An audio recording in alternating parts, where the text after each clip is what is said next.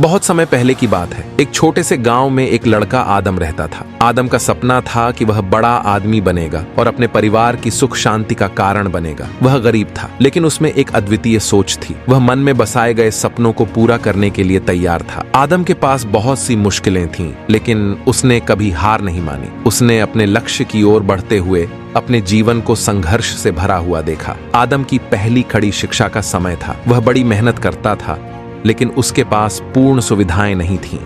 उसके पास एक पुराना और फटी बुक्स थीं, लेकिन उसने इसे किसी बहाने बनाए बिना पढ़ाई में लगा दिया। समय बीतता गया और आदम ने अच्छे अंक प्राप्त किए। उसकी मेहनत ने उसे एक अच्छे कॉलेज में प्रवेश पाने का मौका दिया। कॉलेज के दिनों में भी उसने अपने सपनों को अपनी मेहनत और उत्साह से संजीवनी दी। वह कभी भी हार नहीं मानता था, बल्कि हर मुश्किल को एक नई चुनौती मानता था। आदम की अद्भुत मेहनत और समर्पण ने उसे एक बड़ी कंपनी में नौकरी पाने का मौका दिया। उसने यहाँ भी बहुत मुश्किलें झेली, लेकिन उसका आत्मविश्वास कभी हिला नहीं। एक दिन उसे एक बड़ी जिम्मेदारी सौंपी गई। यह उसके लिए एक बड़ी चुनौती थी, लेकिन वह निर्णय लिया कि उसको यह काम करना है और वह इसमें सफल होगा। समय बीतता गया और आदम ने अपनी कठिनाइयों को पार किया।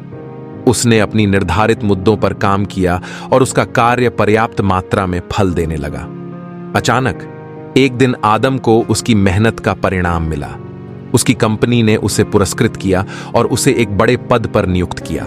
उसका सपना साकार हो गया था। इस कहानी से हमें यह सीखने को मिलता है कि सफलता वक्त मांगती है। अगर हम मेहनत, समर्पण और आत्मविश्वास के साथ काम करते हैं तो कोई भी चुनौती हमें हरा नहीं सकती। हमें अपने सपनों की पूर्ति के लिए संघर्ष करना होता है और इस सफलता की राह में हमें कभी भी हार नहीं माननी चाहिए।